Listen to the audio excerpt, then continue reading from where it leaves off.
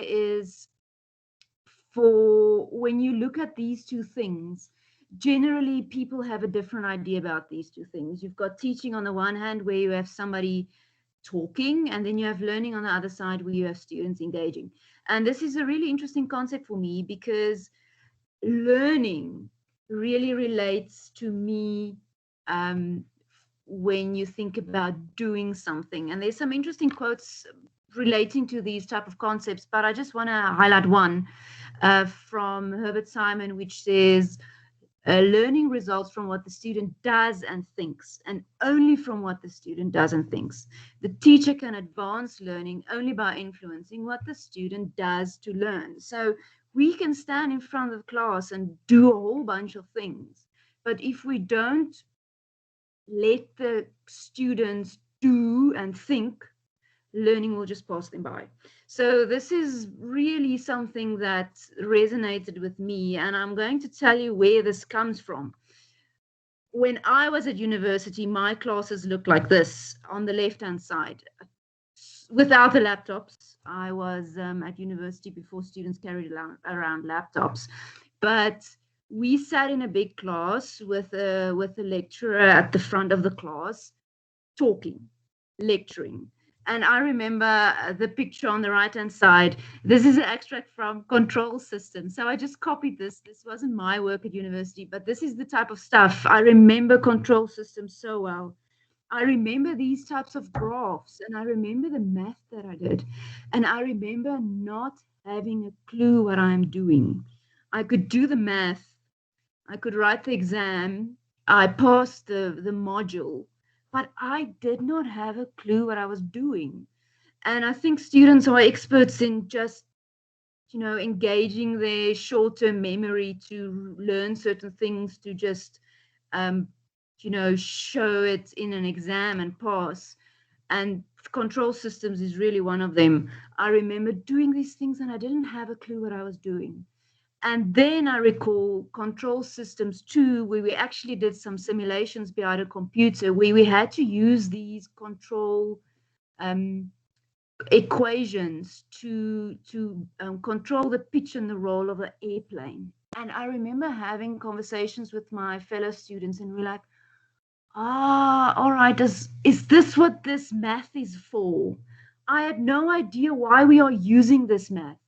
And as soon as we started engaging in a practical example that you can understand, I started to understand these types of things, or these types of equations. I started to understand what they meant. And I think this is where I come from.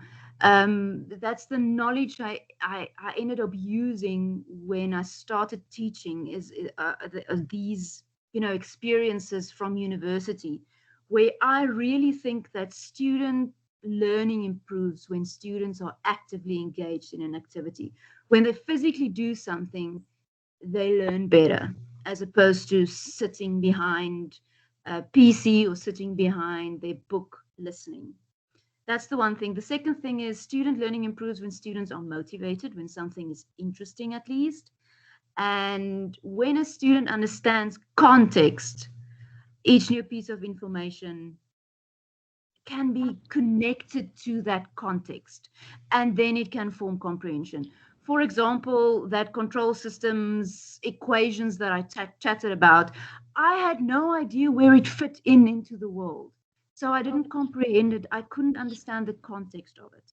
So these are the few things that, from my experience as a student and from what I've seen in the classroom, are really things that motivated my classroom approach. All right, so my classroom approach, or my aim in the classroom, really is to engage in goal-oriented activities relevant to the course material. So I take the course material, I find the things that I want to teach the students, and I try to think about activities to do. And secondly, I challenge the students to engage in the learning activities through doing. So I literally want to get my students standing, doing something, going out, building something, breaking something apart, measuring something, get them out of their seats. Because as soon as they're out of their seats, at least I know that they're paying somewhat attention. Where sitting in front of a book, I'm not always too sure what they are doing or thinking or learning about. So what I've seen outcome-wise from what I'm doing in the classroom is students understand the theory that I want to teach in my class, the subject content, but they also learn to apply this knowledge into real world applications. And that's really what I aim to do in this scenario, is to get the students to understand the work, but also to be able to understand where it fits into the context of the real world. So now that's the background theory part of it. The second part of this little presentation is just for me to give you some examples of what I am doing in the class. So the first example is when I taught engineering methods 1A. That's first year subject, first semester, for electrical engineering students who just started. And the idea or the outcome of this module is to teach them basic problem solving skills.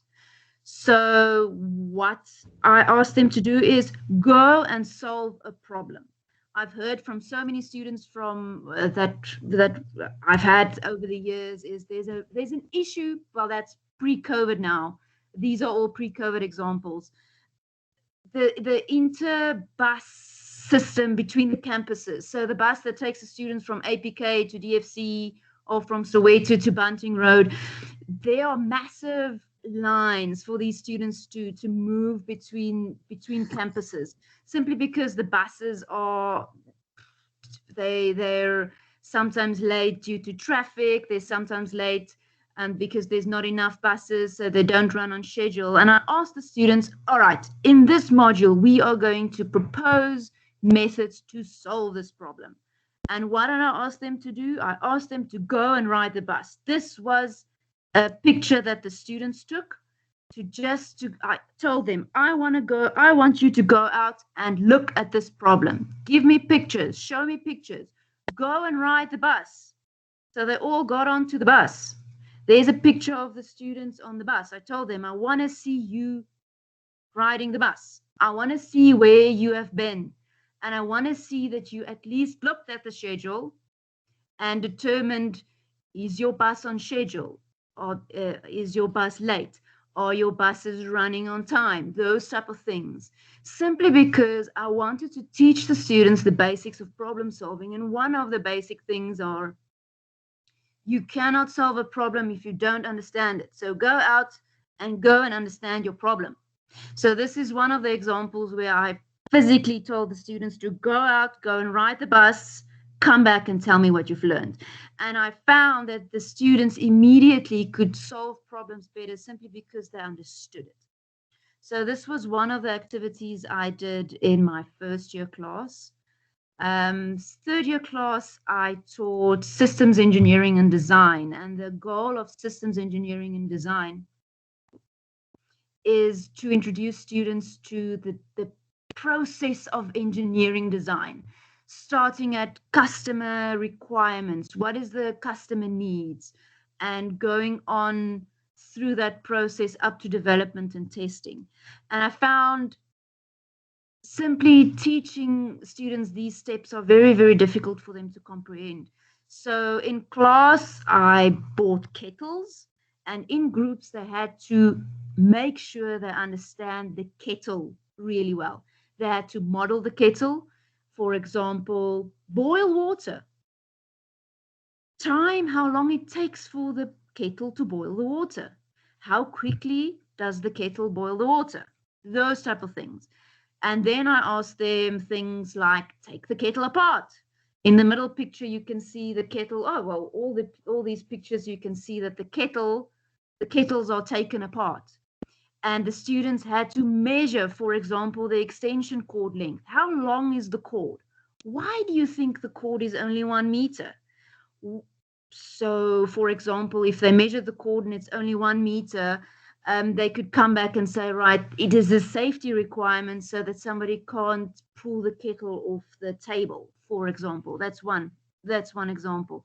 Some of the other examples, what does something do? What is this part? What does it do?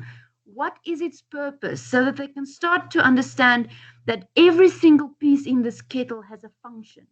It's not simply there. The designers of these kettles thought of these certain things before they actually built the kettle. So we reversed engineer kettle building a little bit so that they could understand where the designers came from and where they went to in the end. So that was the aim that we did in systems engineering and design, just for the students to understand what is happening here.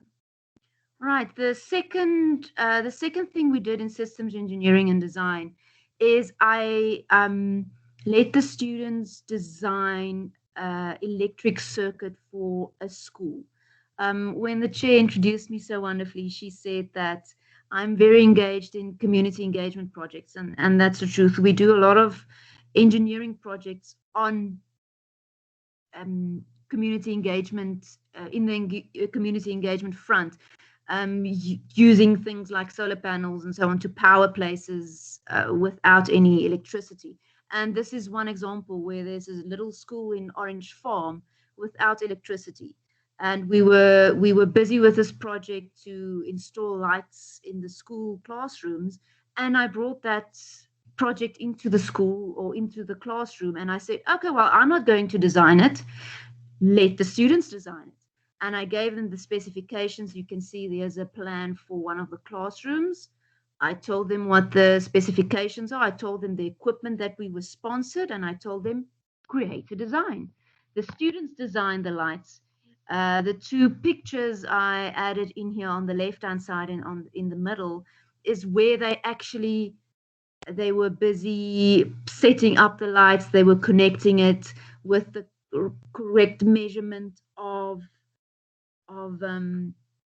electric wire, all of those type of things. So here they were actually just putting everything together so that we can go install it in the school. Unfortunately, they were not able to go and physically install it, but they did design it and they did do all the preparation.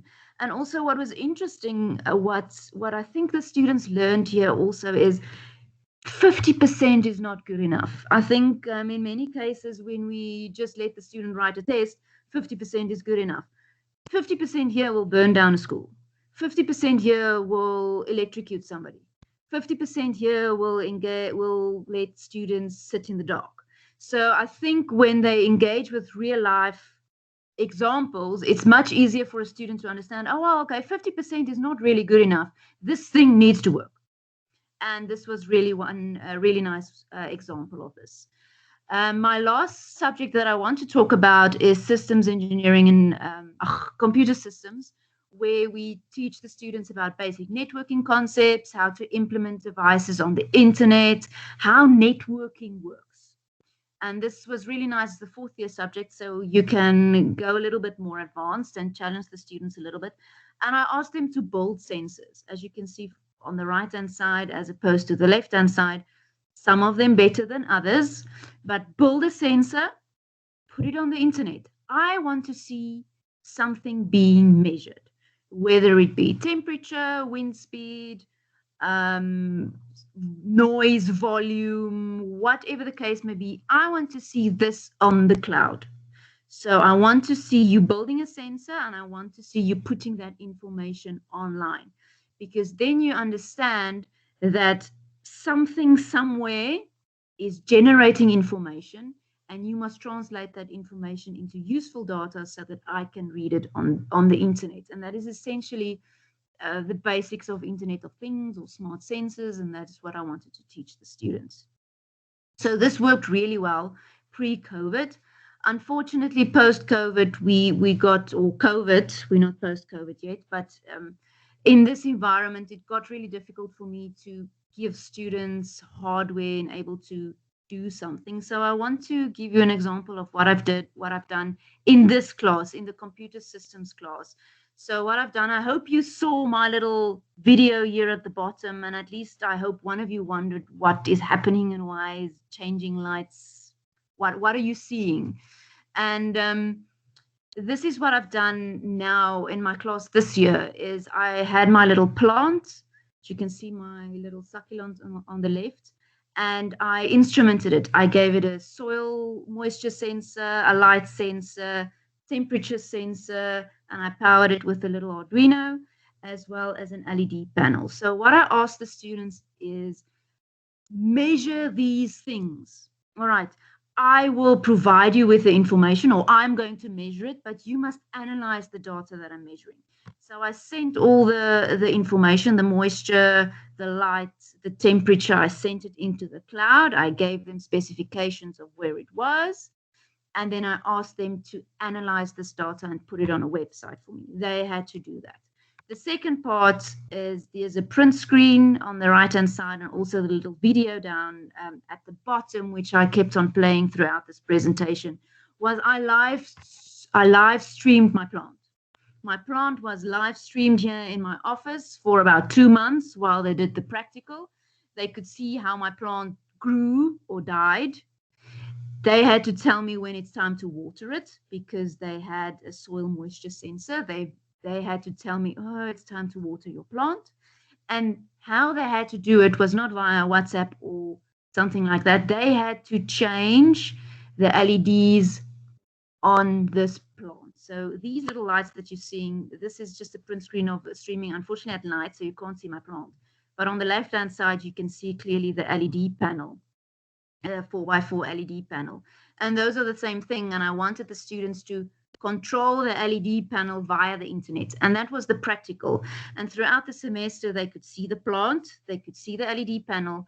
And as they progressed, they were able to actually change the lights on my panel so that I can see if I must water my plant. And through the live stream, they could see if they were successful. So just an example. On the right-hand side, you can see my students. This is just a print screen of one of my students' websites where you can see the plant sensor read values, temperature, and moisture. So you could see the live updates of the moisture of my plant, the temperature, and they had some interface where you can actually go and change the various LEDs color. You can switch them off. You can make it pink or red or green or yellow or whatever the case may be. Like at the bottom, you can see throughout this presentation, something's changed. It's not live anymore. It's just a little video of a live stream. We are done now, but it's just a little video of what we've done so that you can get an idea of these type of things. So yeah, these are some of the ideas that or some of the things that I implemented in my classroom, just some of the ideas. And then the last thing is we are very engaged in community engagement projects, like I've said. So outside of the classroom, I always like the idea of taking students along. So when we go on a project outside of the classroom, I always take students with. So on the left-hand side, you can see some students doing things outside in the heat, in the cold, in the dust. And what they all also realized is sitting in a lab doesn't always correlate to something working in the real world. In Kwakwane, there's nothing. It's dust. It's 45 degrees, and now you have to get a sensor working, and the students sweat and say interesting words, but at the end they get something working. And on the right hand side, I just want to show you, this is an excerpt from one of the students. He wrote an article about his engagement in Kwakwane and that was published in the What Now, the SAIEE's magazine. So this was something really interesting. He really enjoyed it, and he actually submitted an article for the SAIEE and it got published. So this is just outside of the classroom. I like to get students involved as much as possible in these type of things. And I think they realize what is real. In a simulation and in a classroom, people can so easily think that something's working simply because you get 50 or the simulation is working. As soon as you step outside and you go and do something real, that's not always the case. So this is also a lovely learning opportunity. Yeah, so some of these things we have actually added into a book. It was edited by myself and two of my colleagues, Prof. Jan Meyer and Dr. Zach Simpson. just to show how you can actually use practical projects to teach engineering. So we took all the graduate attributes that EXO wants the students to learn, and we mapped it to some of these practical projects just to show that you can teach students stuff, theoretical stuff, and you can teach them what they need to learn, but you don't always have to do it in the classroom or through a book. You can do it through learning, and that's really what I'm all about. I like the students to get out of their seats and do something interesting. Yeah, that's my story. So I believe that when a students understand context, number one, he can add new on information onto that, and then you can form comprehension. New knowledge must have context, otherwise it will just get lost. If you don't understand why you are learning it and why you are doing it, that gets lost. And the second one is get students active and doing things with real life examples. And that's the best way for me. I'm not saying it's the only way, but that's the best way for me to provide context for the students. And like I said, I believe in providing context. All right, so that's just my aim. My aim is to keep providing students with opportunities to learn. It's a little bit more difficult in this age now where everything is online, where you get stuck with simulations. Mostly you can't get a student in a lab doing something. But like I showed you with the LED panels and my plant that I live streamed, it's just to try and keep the students engaged with practical opportunities to learn. And when you show them the theory and you try and apply it in practice, I think that's a nice way of teaching the students. And from my experience, an engaged student is a much easier student to teach. They're much more interactive. You at least get some feedback from them. Yeah, so that is my story. You are welcome to ask me a question or two. This is me. Thank you very much.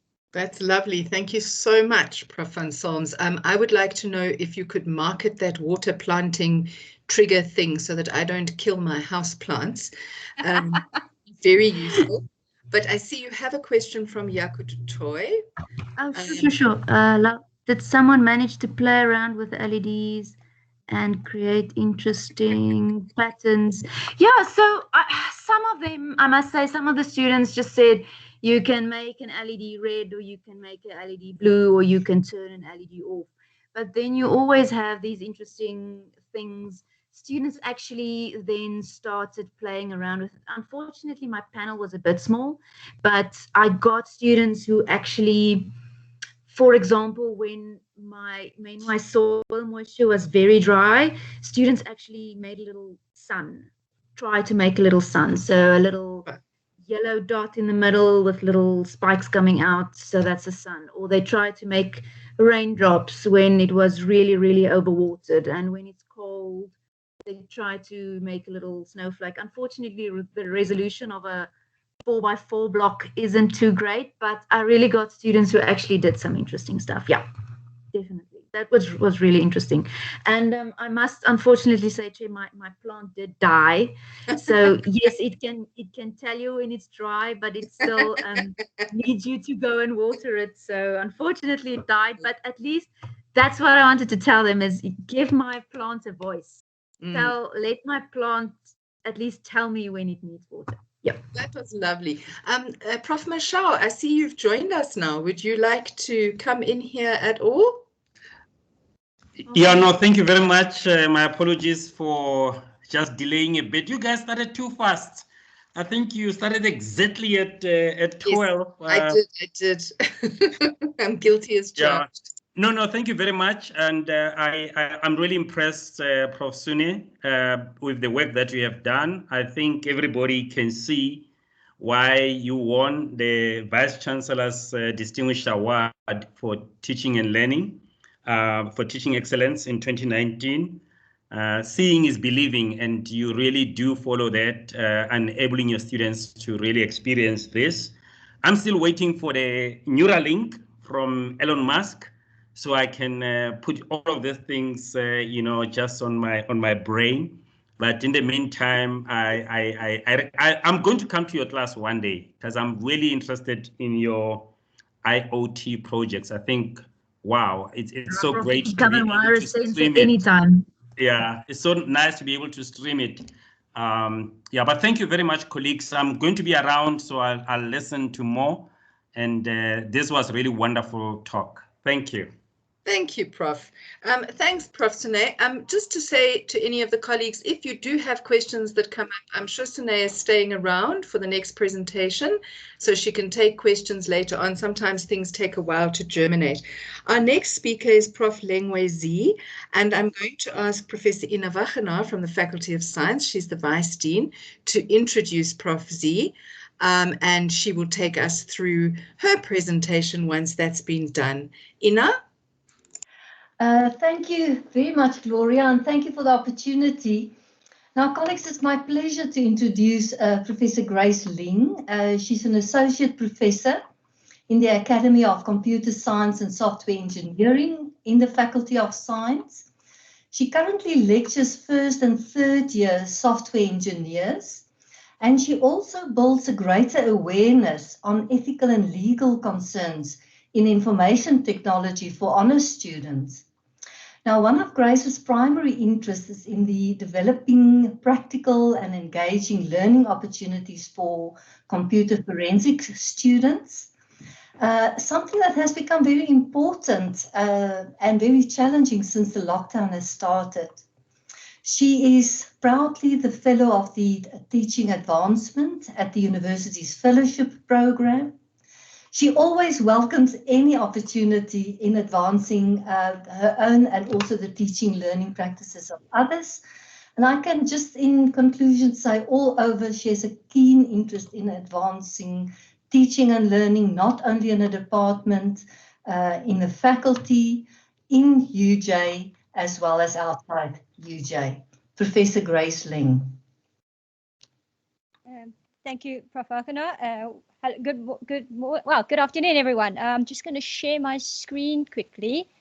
Let's see. Hopefully that works. Can someone just confirm that they see it?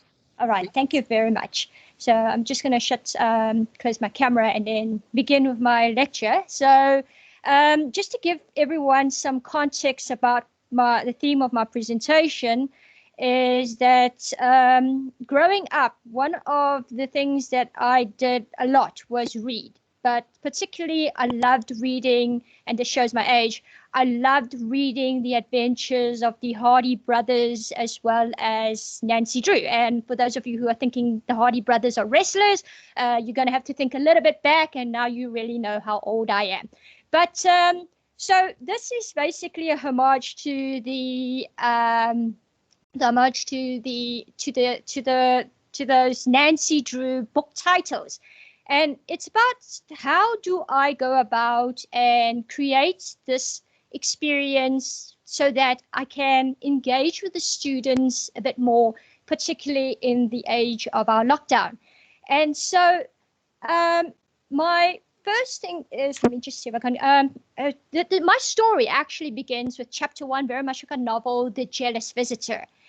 And quite literally, my story starts with a crime scene. You see, I'd been invited to the University of Sunderland, which was hosting a workshop for lecturers who teach in the field of digital forensics. And at this conference, one of the presenters tells me that he has an agreement with the police in England, and he gets to send his students to this lovely training facility that the police use. And his students go there for a weekend, they visit a physical crime scene, and they carry out an acquisition exercise in this police hangar. And I went home on my flight feeling really despondent and lonely and thinking, there's no way we are going to be able to do that. I mean, I can't imagine going to a police station and saying, hello, can I please collaborate with you and, train some future aspiring IT professionals who can assist you in digital investigations. And just to point out that the president signed the Cybercrimes Act recently. And so it's become even more important that our our students are actually able to work with the law enforcement in implementing the enforcement of cybercrime. So that wasn't going to happen. And so I thought, well, that's just something I'm going to have to write off. There's no way I'd have the resources, and I can't do it. And interestingly, while I was in this state of mind and thinking, no, sorry, our students can't do it. We're going to have to do some boring theory, sit in the classroom, just listen to me yak, yak, yak, and say, this is it. This is how it's done. Someone, and it's a student of all people, who knew that I'd gone on this trip and said, well, how was your trip? And I told him about what had happened. And he said to me, and he wasn't very sympathetic at all. He said, so what's the problem? Make something out of it. Go and use the resources you have and make that a reality for us. Create a training ground for us with whatever resources you have. And, that was a real kick in the behind. And it was a good wake-up call, because I thought, well, okay, I don't have the resources. I can't go to the police. They probably would be like, what are you talking about?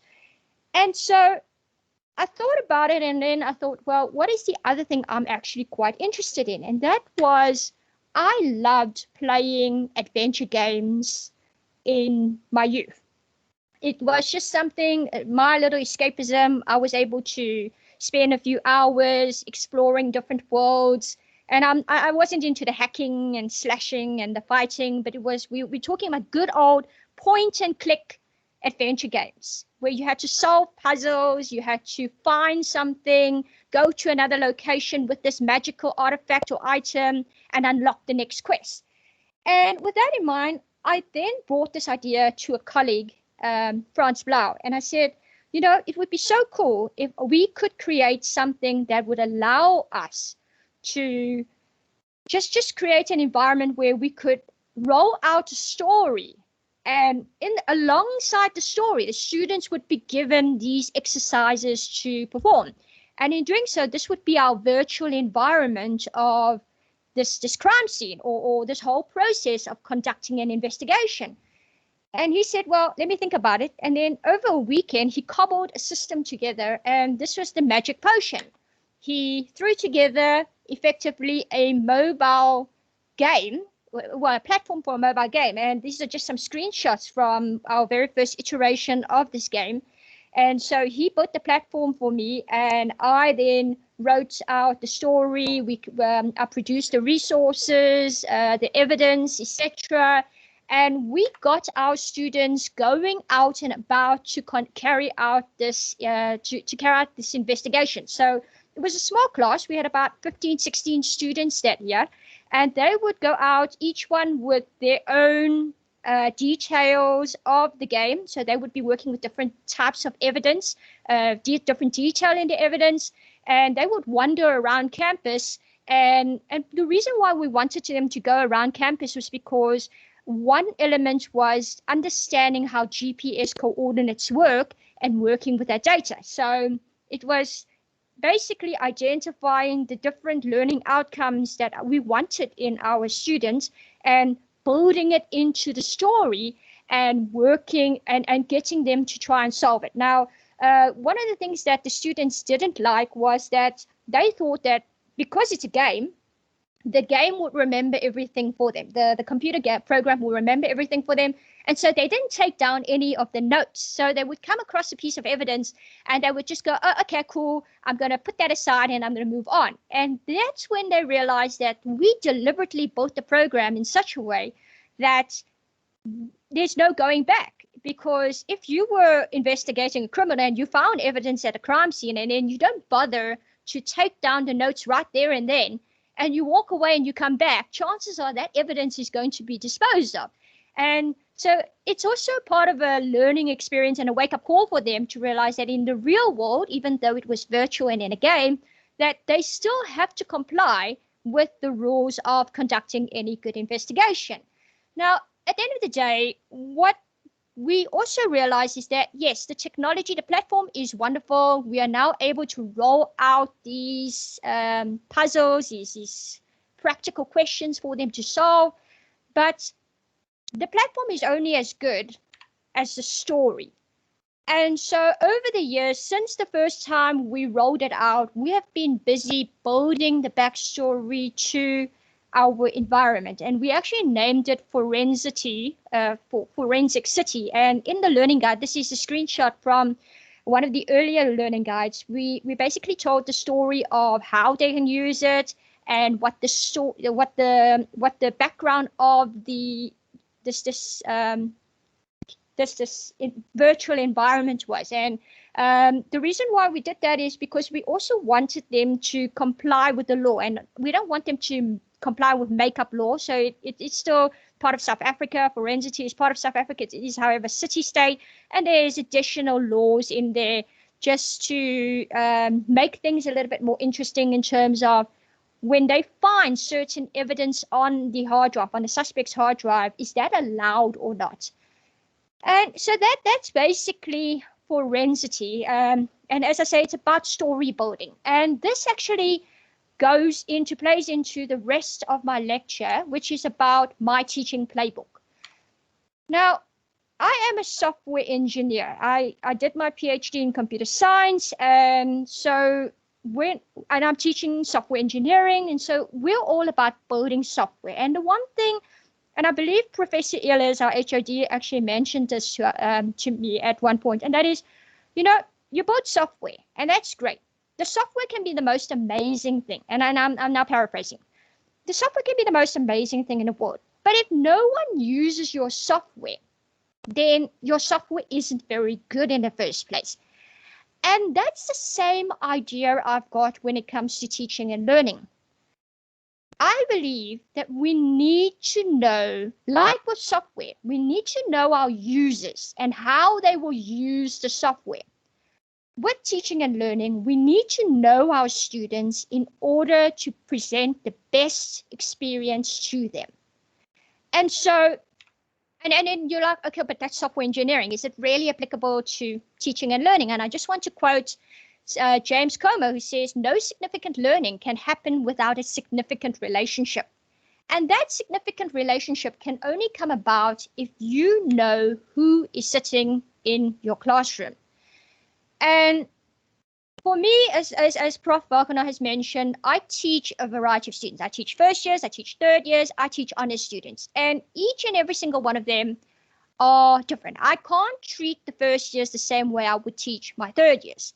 And so I need to adjust. I need to be adaptive in my teaching strategy when it comes to the students in the classroom. It's about knowing what those students are. And I found that, first years are always the more challenging students to learn about, because you would think that you've got it, you know what your first years are about. You think that statistically they are first generation students at university.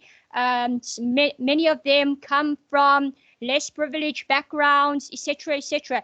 And you might think that that's the profile of your students this year, but you're always going to be surprised. And so I like to take advantage of the fact that our academy has a mentoring session where we mentor our first years. All our lecturers go and we get a group of students. We talk to them every week, every 2 weeks, basically, because of the student numbers. And it's just to talk about anything that bothers them or anything that's on their mind. Obviously, I don't really want to hear about who broke up with whom. That's not my forte. But if there's someone with a serious problem, I know then I can refer them to some other facility. So I can say, hey, listen, if you are struggling emotionally, maybe go to psych-ed. And so that's how we've been doing things. And that through the mentoring system, I get about 20, 30 students, depending on year, and I get to find out more about this small little group. And this is really important because, you see, I feel that you don't always know everyone at once. But if you can start with a small group and through them, they can be your biggest champions, because honestly, students don't see us as people. I'm making a very grand statement here, but it's true. How many of you have, when it was not COVID, pre-COVID times, how many of you went to the walk to the student center just to get food, and your student's jaw drops to the floor thinking, whoa, my lecturer, they eat. What is this? They are human? And so, you know, it's about being human to these people, being approachable. You're not some, you know, I have 4 degrees, you have 0 degrees. You don't get to speak to me. You're beneath me. And sometimes the students feel that way. One student this year wrote a comment and said, I'm not comfortable speaking to you yet because you're a whole professor. And I'm like, I'm not a whole professor.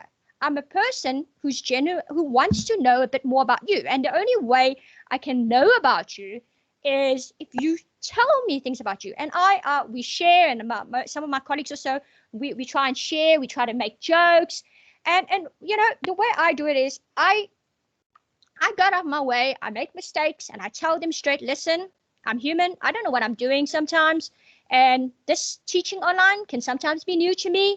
So feel free to tell me if there are things that you think can go better. And obviously the students, some of them will be anxious about it because they feel, am I gonna take them seriously? But if you take 1 or 2 seriously enough, then the others will follow. And that's the point. And so it's about knowing who the players, the students in the game you construct is. So I'm not talking about game as in just my actual forensic game. I'm talking about your class. It's your classroom. You are creating a world for them. You're creating all the problems that they have to solve. You're telling them what they have to do in your game. Your module is this game world you have created. So know about the different players in there and try and figure out how can you leverage, how can you, you know, present your work in such a way that it appeals to them and that they can take advantage of their strengths and and work on their weaknesses and not feel bad about it, that, okay, they're not so good at this, because not all of them can be perfect. Now, how do I get these ideas that I come up with? Because obviously I want to introduce changes to my module, because I notice there's something wrong with my, maybe the way I'm presenting it is wrong. Maybe there's something I can do better. And that really comes from having informal discussions. And my department is amazing. My colleagues, I can't stress enough, my colleagues are all amazing people that I can always talk to. I can just, pre-COVID times, we would, wherever, we can just go to the student center, and while walking to the student center, we can have a quick chat, and I can bounce ideas and they can bounce ideas back with us, and we're basically learning from each other that way. The second thing is looking externally, not just within the department, because we all worry about, oh, what about the echo chamber? What if it's just, my colleagues are going there, Grace has a great idea, of course, not really, but we don't want to hurt her feelings. And so I was very fortunate and privileged to be accepted into the Teaching Advancements at Universities Fellowship Program. And this is just some of the, this is a photograph of my inquiry group with our advisor, Jeff, from UCT. And then you can see that at the top there's a poster that we were putting together, and we were actually working on how technology is not, don't be too eager to just adopt every single technology under the sun. Please note that sometimes you've got to be a bit slow. Hold back on technology. Don't go overboard, because technology is a tool. But if you don't know how to use the tool properly, you're going to overwhelm your students, because remember, your students aren't necessarily technologically oriented.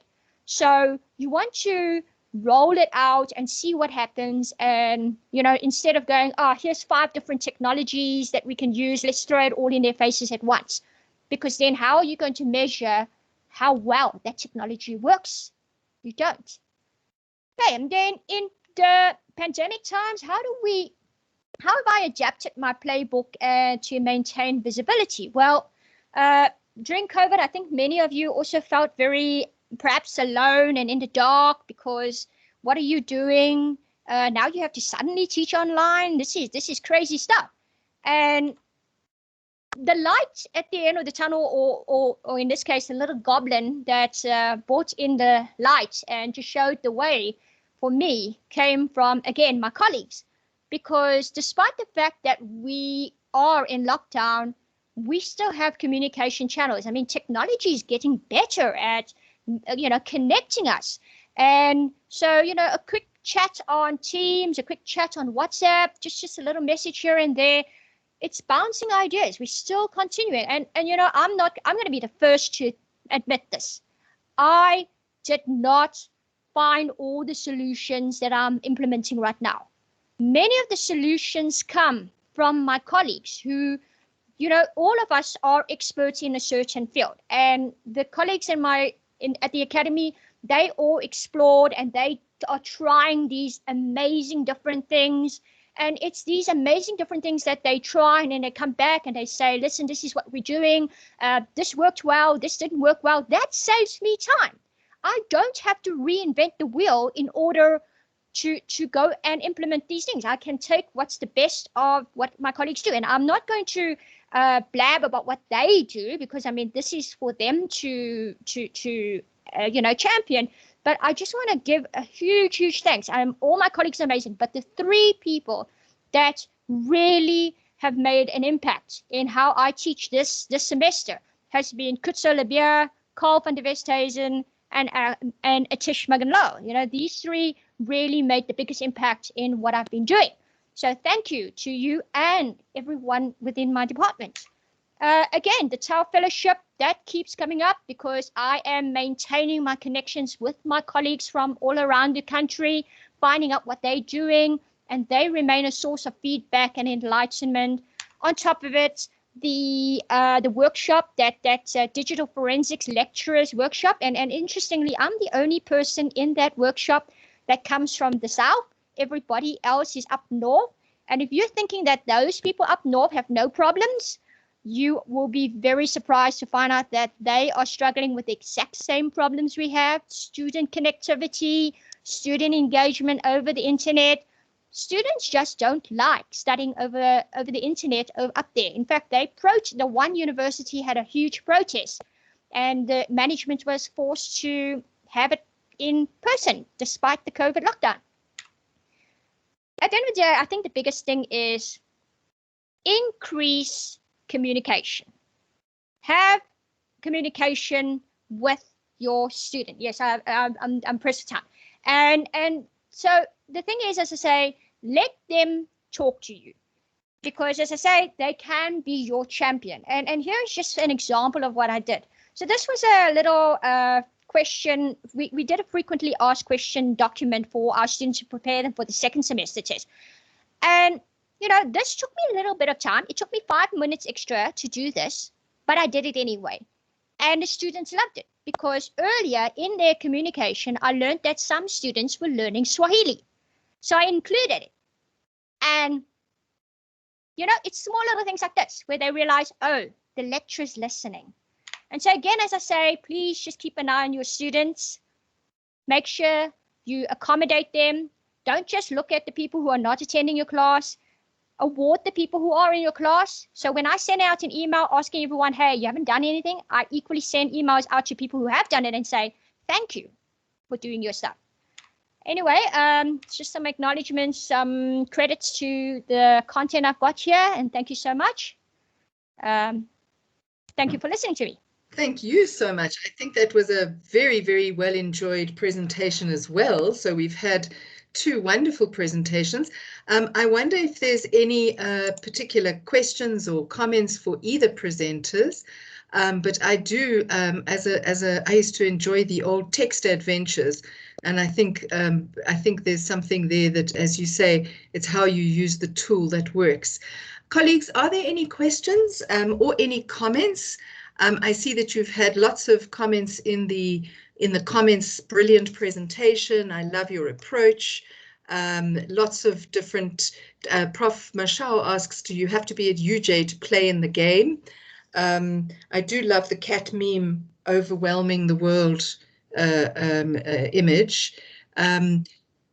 So yes, again, you're getting lots of great comments and thanks, lots of sparking. You've sparked lots of ideas. Any questions, colleagues? I'm going to open quickly to the floor. We have 3 minutes left. If anybody would like to pick up on something and say something. How do you get students to engage more? So perhaps we could put that for a last word, first to Prof. Grace and then to Prof. Sune. And just a quick word on getting students to engage rather than just to respond. So the way we've been doing it is we've been creating problems, and we've actually been asking our students, what do you want? What kind of problems do you want to solve? What are the types of things? And they are more than happy to contribute and say, listen, these are the problems we are finding in our environments around us. Could we look at that? And so, we're inviting them to create, for me, contributing to the module itself, the content of the module itself. That's lovely. Thank you. We've got another question about scalability. So perhaps let's just hear if Sune would like to add something, and then we'll ask you about scalability to larger classes. Prof. Sune? Sure. I must say engagement is a massive issue. I always struggle with engagement, especially in these times. You talk to a screen and you're not sure what is coming, if there's any response at the back end. And I think I overruled most of my subject. Of course, we did theory and tests and things like that. But I made my practicals, I think, a little bit larger, simply because when they had to demonstrate a practical, they had to turn on their camera and at least speak to me face to face for 5 minutes, just to at least have a conversation with me. So I kind of forced them. There's no other way. I think that is easy now. I kind of forced them. You turn on your camera and you say hi to me, and you have to demonstrate your little practical to me. That's kind of the only way I got them to engage. It is so difficult now. I can't wait to get back into the classroom. And then so the question then pertains to both of you, but let's hear from Prof. Grace first about how to scale that. You said your initial class was 16. How would you see scaling that up to a large class? So at the end of the day, I see myself making use of that platform to deliver the story or build the storyline. At the end of the day, they're all going to have to do the same practicals. We do that with our first year class, for example. But if I then have an ongoing story or a world in which they say you're on a spaceship, for example, and now you're going to have to solve all these beginner programming problems, that would be feasible, because it's about making sure that they are, that they've got a story, they have motivation, like Sune mentioned earlier. Why are you doing something? You don't understand why you do some certain calculations. Whereas if you put in the backstory, then it makes a lot more sense that you're contributing towards building towards a greater goal at the end of the day. Perfect. Thank you. Sune, anything you'd like to add? My classes are a little bit bigger than Grace's. I think my 4th year class had 81 students this semester. But for the practical purposes of engaging with them in practical sessions, they were in groups. So I have to say they were in groups. It wasn't individual. Groups between 3 and 4 students. So took a bit of time to do all the practicals, but I think it's quite interesting, and I think it worked well. And simply ask them how they are and if they are coping. Some of the students told me it's the first time somebody asked me this. So I think it was really important, simply because they also, although they're not engaging on the other side of the screen, I think they also kind of needed that. So you could gather from the students' responses that they, really at least enjoy that 5 minutes of just telling me how they are. So unfortunately, it's difficult. Yeah. Absolutely. Oh, I see Prof. Grace has commented 1 year she used the mobile game itself as a means of monitoring attendance. I think what we've heard from both speakers, which I think is a really core message that's coming out over and over again, is this focus on the individual and the focus on the student as a person, and not simply as some kind of vessel into which stuff is poured, but in terms of actually engaging and involving that person in the learning. And thank you so much for showcasing for us very, very creative, original, and engaging ways in which that can be done. Thank you very much. And we will look forward to inviting you again in future and to ongoing conversations among academics about how to actually engage our students in their own learning and also in our learning, as Prof. Grace showed us with the student giving